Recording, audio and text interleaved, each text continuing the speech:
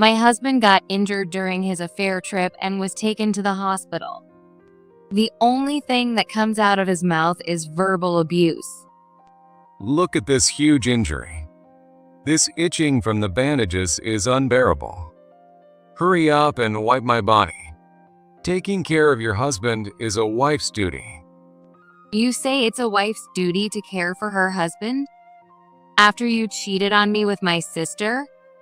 There's no way I can take care of a husband who doesn't even worry about me when I'm sick. I have no obligation to you anymore. What did you say? Reaching the peak of his irritation at my words, my husband lashed out, trying to grab me, but he ended up falling out of the bed. The impact seemed to send a sharp pain through his right leg, and he screamed so loudly that it echoed throughout the hospital. Grace, no, it's not me. The real person isn't me. Saying that, Emily pulled back the curtain to the bed next to his. The moment I saw who was behind the curtain, it felt like it'd been struck by a blunt object. What? Why? Lying on the bed was none other than that person. I'm Grace, a 28-year-old working professional. After graduating college, I joined a cosmetics company. Working life was far tougher than I imagined, both physically and mentally, but I felt joy in being able to work at the company I'd admired since my school days. As I adjusted to the busy yet fulfilling days, I was introduced to my future husband, Ryan, through my friend. Ryan, who worked for a major company, was an elite graduate of a top-tier university. Sharp, knowledgeable, and trusted by both his juniors and superiors, he was incredibly charismatic. Despite all this, he was down to earth, approachable, and easy to talk to. When I opened up about my work struggles, he listened seriously and gave me precise advice. So, when this incredibly charming Ryan proposed to me, asking to date with marriage in mind, I was so shocked I blurted out. 3 years into our marriage, I'm still steadily continuing my job. While we don't have kids yet, Ryan and I enjoy a happy married life together. My family home, by the way, is about an hour's drive from where we live in downtown New York. My parents always got along well and enjoyed traveling together, a true lovebird couple even in their daughter's eyes. Sadly, my kind dad passed away a few years ago due to illness. At the time, of course, I was heartbroken over my dad's passing, but I was even more worried about my mom being left alone, so I visited home frequently. Coincidentally, not long after my dad's death, my older sister Emily divorced and returned home. Knowing Emily was there gave me peace of mind. So now my husband and I only visit once or twice a year to check in. From the outside, my relationship with Ryan and my family seems perfect, and we appear to be a problem-free couple. But there's one thing that's been bothering me lately. Recently, Ryan has been coming home past midnight more and more often. When I ask him about it, he brushes me off. We're in the middle of the busy season right now. You work too, Grace, so you should understand what that's like. Of course, I understand how tough the busy season can be. Stacks of unfinished paperwork, endless phone calls, looming deadlines. Just imagining it gives me a headache. But no matter how busy you've been since we got married, you've never come home this late before. That's why I'm worried.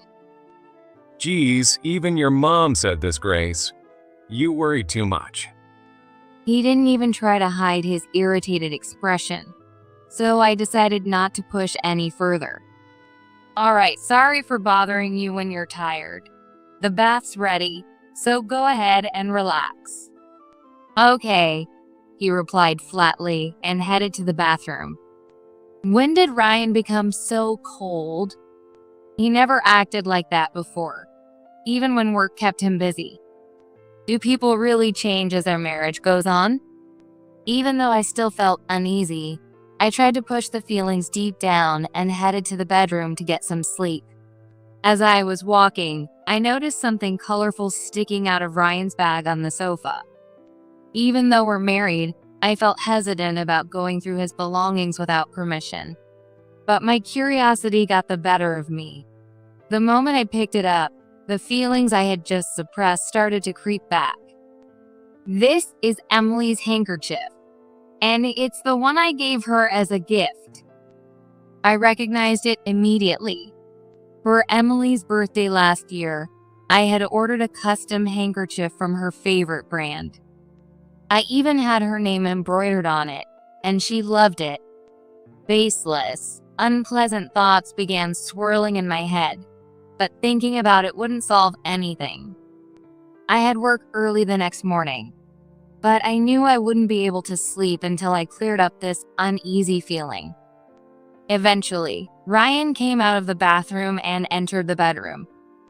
"Hey Ryan, I'm sorry to bother you before bed, but I just have one question." Ryan looked annoyed but let me continue when I insisted it would be quick. "It's about this." The moment I showed Ryan Emily's handkerchief, I saw the color drain from his flushed face, still red from the bath. "I found this in your work bag. This is Emily's handkerchief, right? Why do you have it?" I got curious because I gave it to her as a gift last year. This is Emily's. I didn't even notice. I must be borrowed it the last time we went to visit your mom together and forgot to return it. I see. Then we should make sure to give it back next time we see her. It's one of her favorite things. Yeah, well, do that. Is that all you wanted to ask? I'm going to sleep now. Ryan pulled the covers over himself, making it clear he had nothing more to say. But the uneasiness inside me only grew stronger. And in the end, I couldn't fall asleep until dawn. Since that incident, I'd been having trouble sleeping, and eventually, my health started to decline. When I woke up one morning, I could tell without even using a thermometer that I had a fever. My body felt as heavy as lead, and sharp, constant pain radiated from the top of my head. It seemed like I'd caught a cold from pushing my sleep-deprived body to keep up with work and house chores. When I called in sick to my office, they urged me to make sure to visit a doctor. But I didn't have the energy or strength to drive, let alone walk to the clinic. Ryan had already left for the day, so asking him to take me wasn't an option. Left with no choice, I decided to rest in bed for the day. The Ryan I used to know would be taking care of me if this had happened in the past. Thinking about all this made me sad, so I gently closed my eyes to push the feelings out of my head.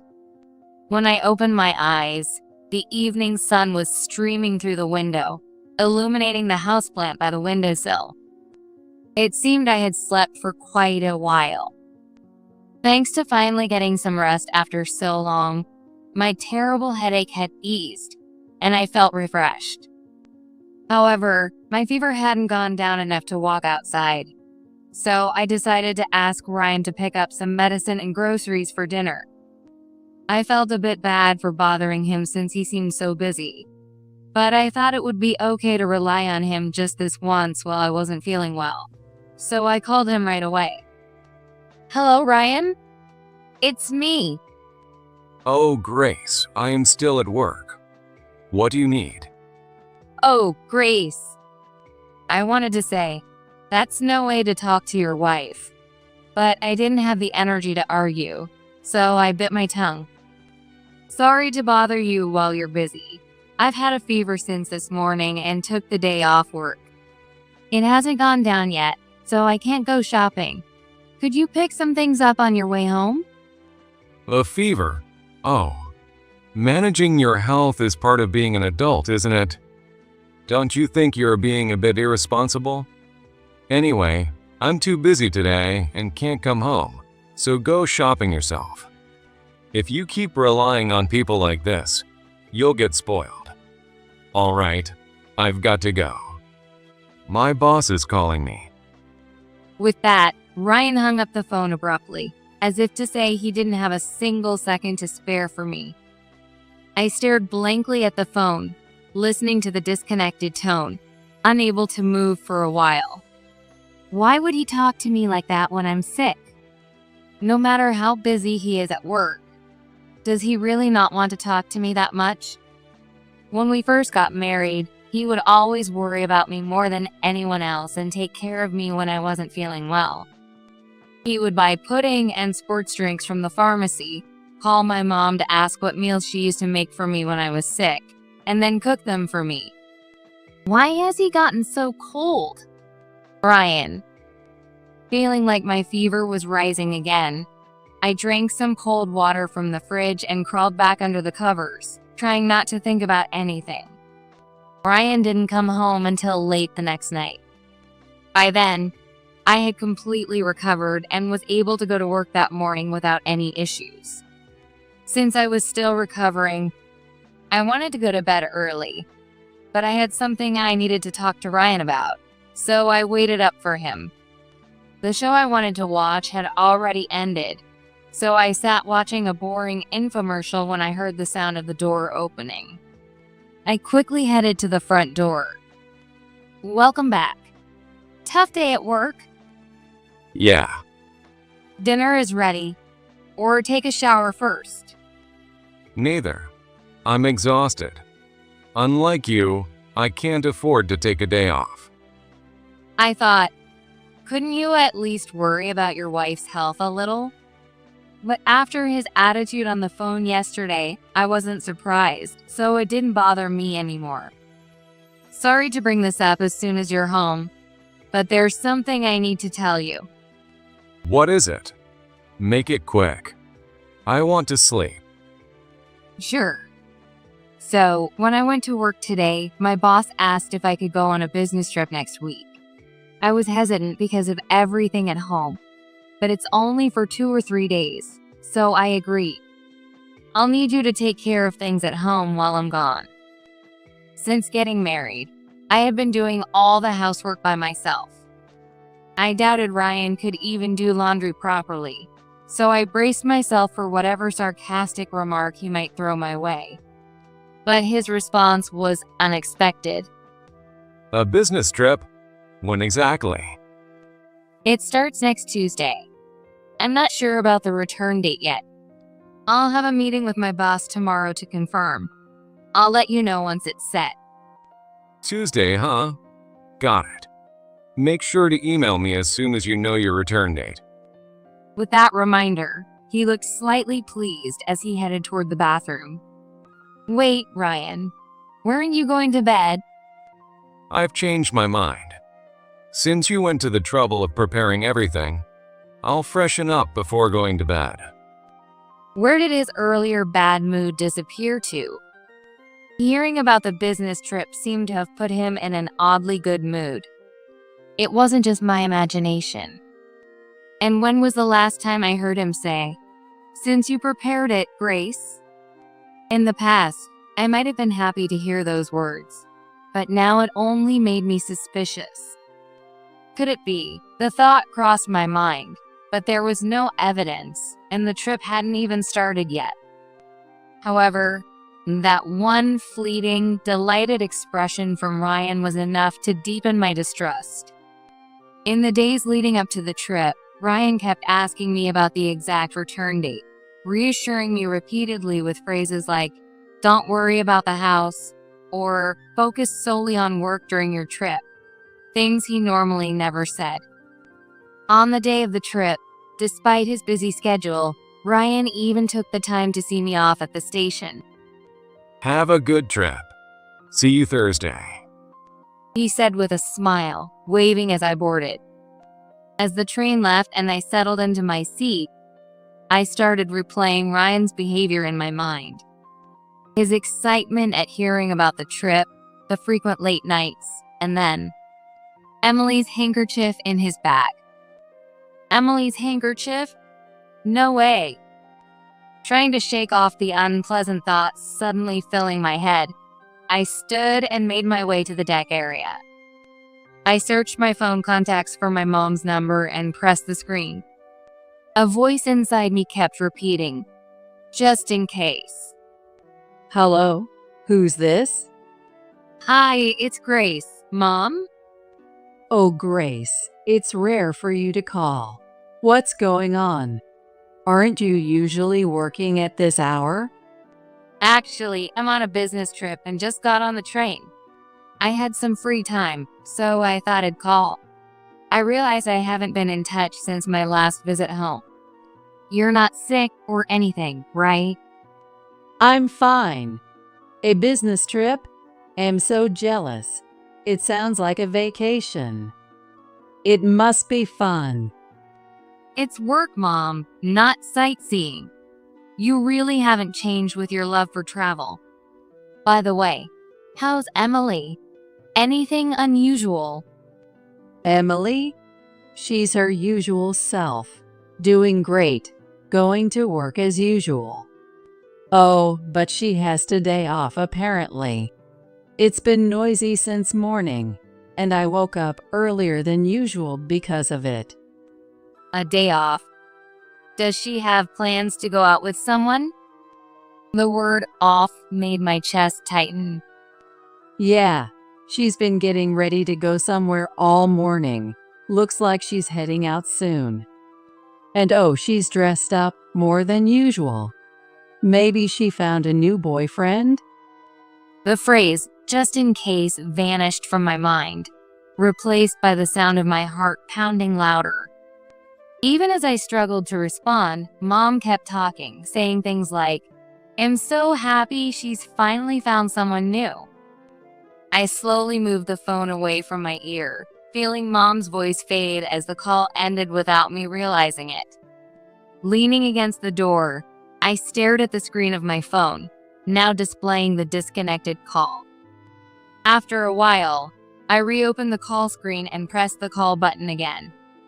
That night, after finishing work and returning to my hotel, exhaustion hit me like a concrete block, crushing my entire body.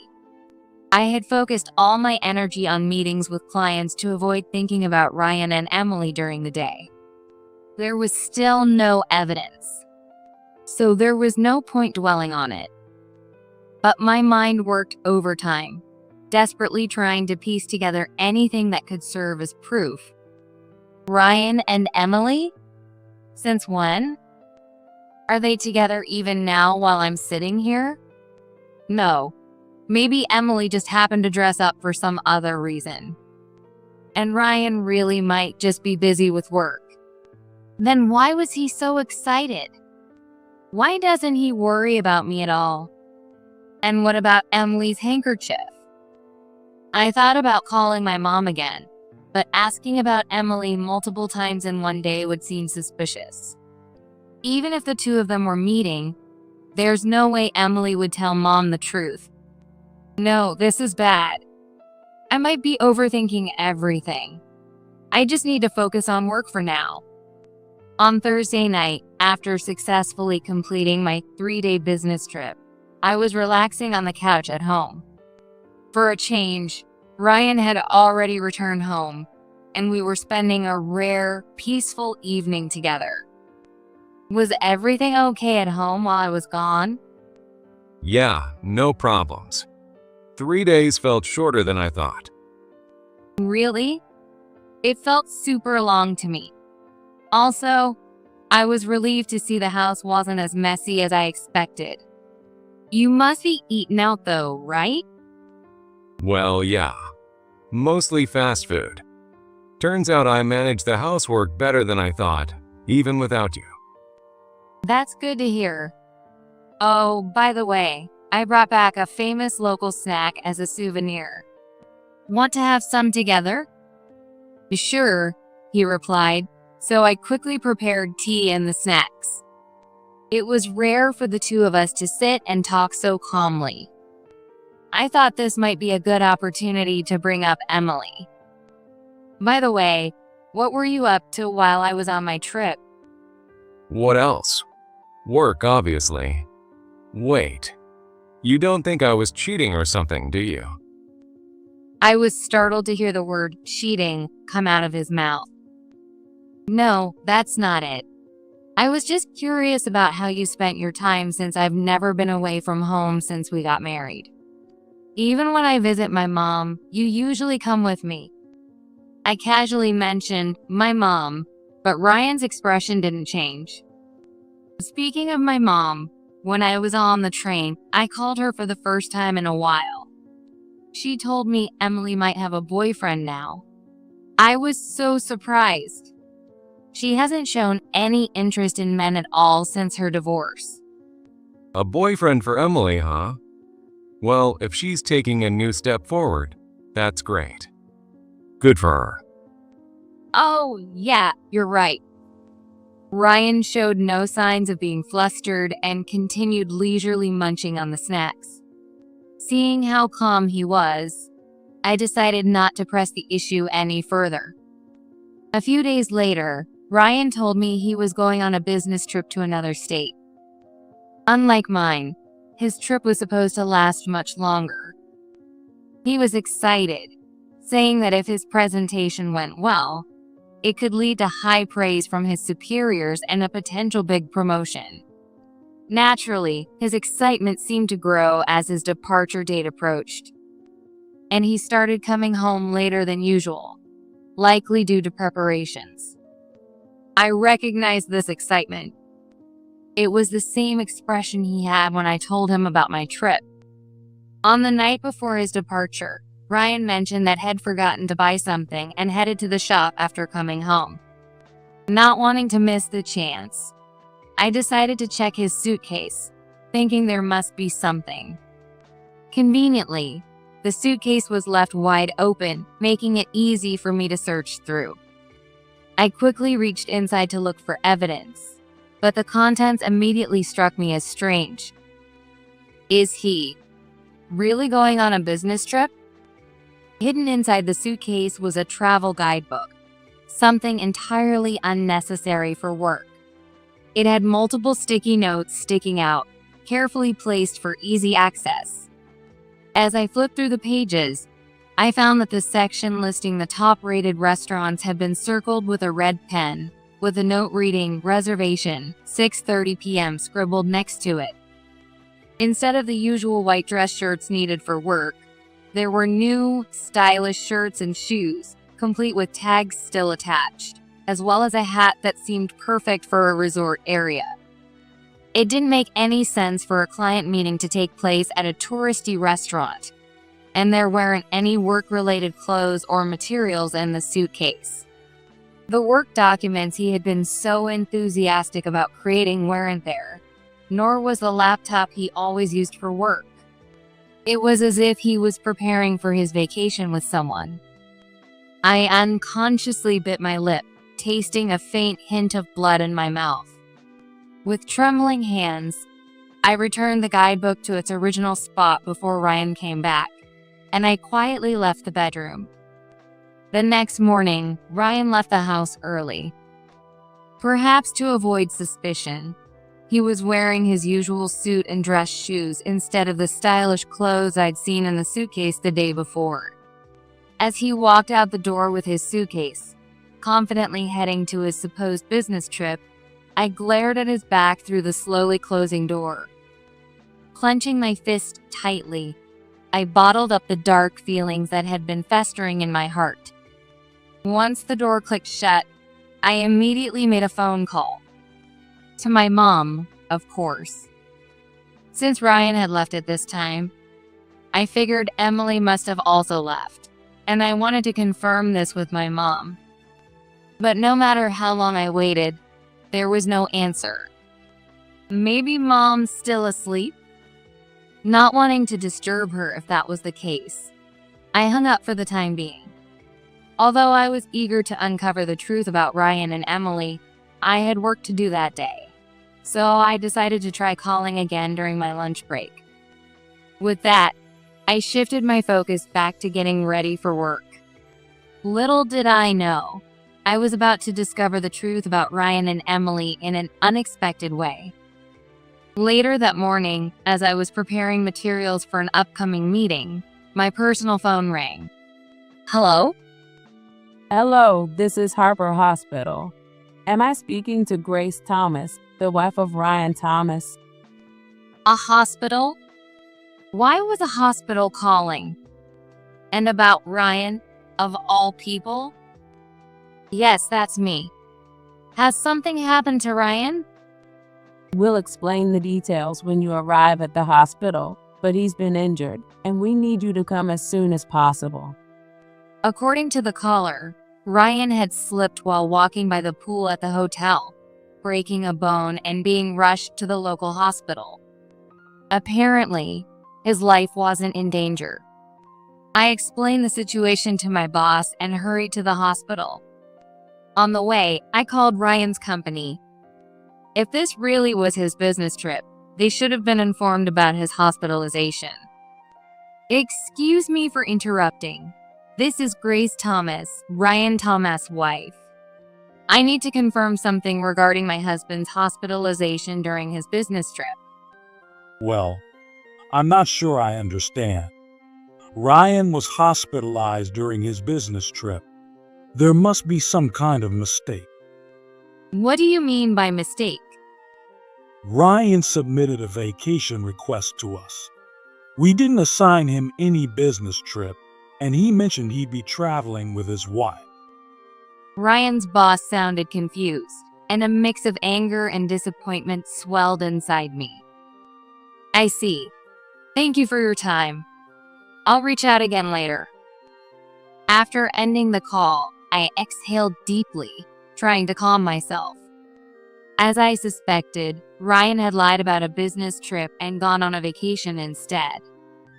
And not only that, but he had told his company he was traveling with me and even submitted a vacation request to cover it. My anger was boiling inside me, but the fact remained that Ryan had broken his leg and was hospitalized.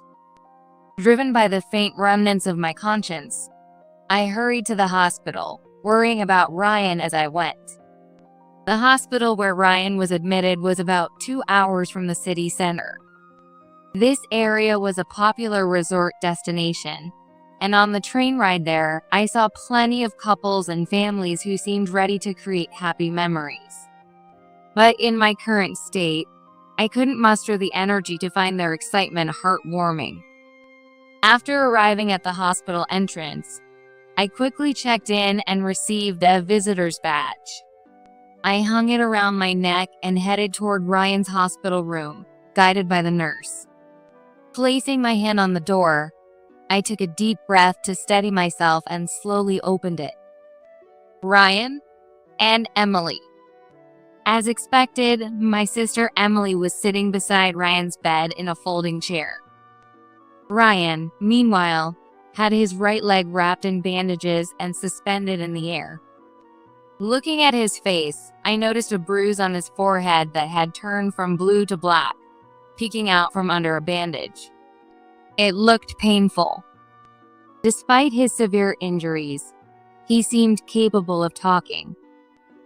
To end up like this. How pathetic, Ryan. That's the first thing you say to your injured husband. No words of concern at all? Let me ask you this. Why would you expect me to be concerned?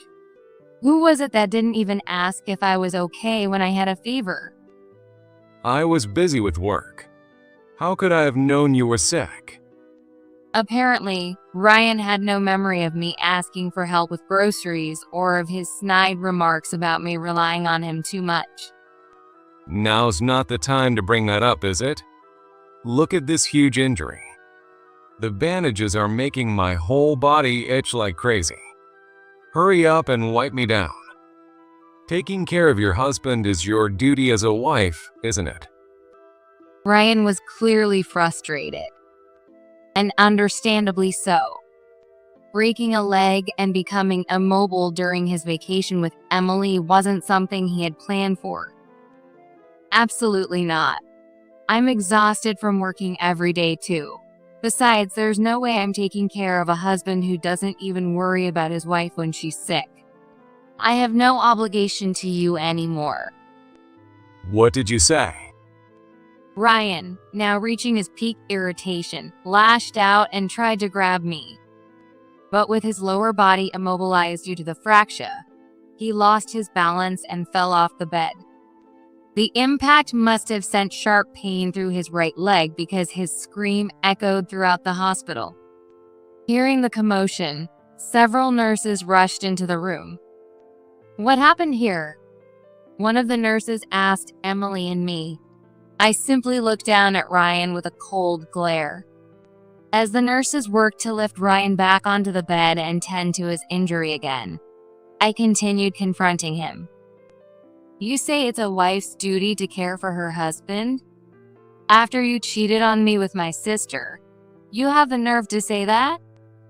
I shouted loud enough for everyone in the room to hear and pulled out several photos from my bag, thrusting them in front of Ryan and Emily. The nurses, visibly shocked, glanced between the photos, Ryan and Emily. Yes, it all started on the day I told Ryan about my business trip. His overly cheerful demeanor and Emily's suspicious behavior kept gnawing at me. After calling my mom, I hired a private investigator to monitor Ryan and Emily during the 3 days I was away. The results, as you can see, were damning. The photos clearly captured Ryan meeting Emily in front of a hotel and the two of them walking inside together. Being exposed in front of the nurses seemed to hit Emily hard, and she began to panic. Shaking her head vigorously, she stammered in a trembling voice, revealing a shocking truth. No, it's not me. The real person isn't me." With that, she walked over to the bed next to Ryan's and pulled open the curtain. As soon as I saw who was behind the curtain, it felt like it'd been struck by a blunt object. Why is Mom in this bed? Lying on the bed was unmistakably my mom, Clara.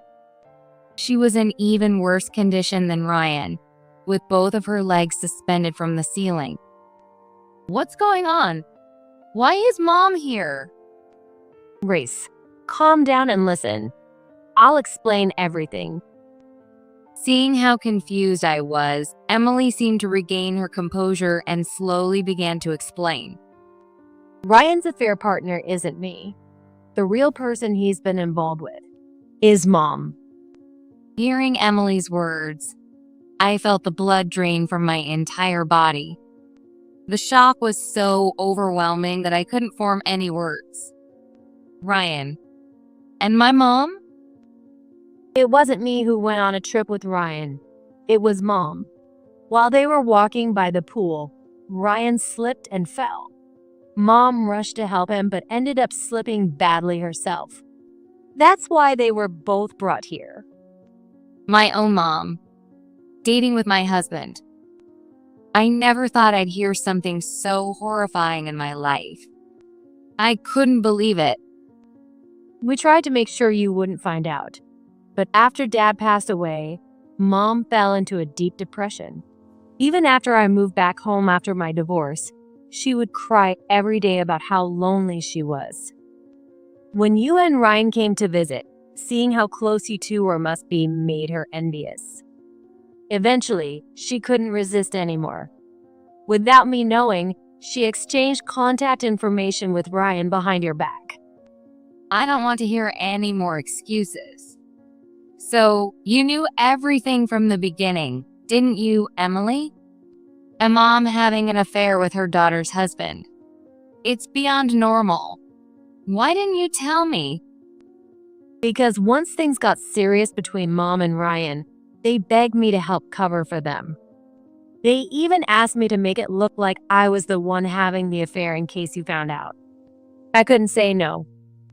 You couldn't say no? Did you even consider how I would feel? I had just gotten divorced, and I sympathized with Mom more than I did with you. I felt sorry for her being alone, and after she started seeing Ryan, she stopped crying. It made things easier for me too. How selfish could these people be? I couldn't believe that such selfish, inconsiderate people were my family. And Ryan, whose sense of morality was so twisted that he didn't even flinch at having an affair with his wife's mother. My relationship with Ryan had been destroyed, and my feelings trampled on, all to ease my mom's loneliness. Emily had even orchestrated an elaborate cover-up to fool the private investigator, just in case they were caught. They no longer felt like family to me. Oh, and this. Emily said, pulling a voice recorder out of her pocket. I recorded this to prove I wasn't involved. When she pressed play, a recording of Ryan and Mom talking at the hotel played, followed by the two of them gleefully bad-mouthing me and venting their frustrations. It was undoubtedly their voices. Emily must have prepared this recording in case she was ever accused of being involved, to clear her name. Suddenly, Ryan, who had been silent until now, started shouting. That old hag forced herself on me. I told her no so many times, but every time I went to your house, she clung to me until I had no choice. Mom, now enraged, fired back. You're the one who said older woman was more attractive than your younger wife. Don't you dare lie. Stop acting so smug just because you're a little younger. They began arguing, each blaming the other. But at this point, I didn't care who initiated it. I'm leaving now. I've got work to do. This has nothing to do with me anymore. Good luck, Grace. Emily said coldly, standing up and grabbing her back. Wait, Emily. You're not innocent. You're just as guilty. What? I won't forgive Mom and Ryan for betraying me, and they'll pay for what they've done. But Emily, you knew about it and helped them cover it up. That makes you just as responsible. Get ready, because I'll be demanding compensation from you too. All three of you will regret betraying and deceiving me for the rest of your lives. A few days later, I had the private investigator dig deeper and discovered that on the same days Ryan used the hotel, Mom would visit him, timing her arrival to avoid being seen. At the same time, I proceeded with the divorce from Ryan. Using the voice recordings Emily had made as evidence, I successfully demanded a substantial amount in compensation from both Ryan and Mom. Later, I found out the reason for Emily's divorce. She had been unfaithful herself. In hindsight, it all made sense. She was capable of such behavior. Apparently, her ex-husband had demanded alimony, and she was struggling financially. Mom had offered to lend her money on the condition that Emily play the role of a decoy for their affair. Even now, years after their divorce, Emily still hasn't moved on. She's been trying to reconcile with her ex-husband, but he has firmly rejected her advances. Though he's technically my former brother-in-law, I can't help but feel sorry for him. I hope he finds someone better and has a much happier future. As for Ryan, his recovery from the injury was quicker than expected, and he was discharged shortly after the incident at the hospital. He had plenty of energy for yelling in the hospital room, so it's no surprise his physical condition improved quickly. Though he returned to work, his position at the company took a significant hit. Word about his affair with his mother-in-law spread throughout the office, leading to his demotion and transfer to a small branch in a remote area. Even there, the rumors followed him, and he now faces daily humiliation. Once admired and respected, Ryan is now a shadow of his former self, completely worn down. As much as people say rumors eventually fade, I hope this particular one about Ryan's scandal lingers forever. Mom is now wheelchair-bound, unable to use her legs, and lives under Ryan's care. Her days are filled with enduring both public shame and Ryan's frustration. Could there be a more fitting example of reaping what you sow? I've decided to sever ties with my family completely. From now on, I won't involve myself in their lives, nor will I check in on them.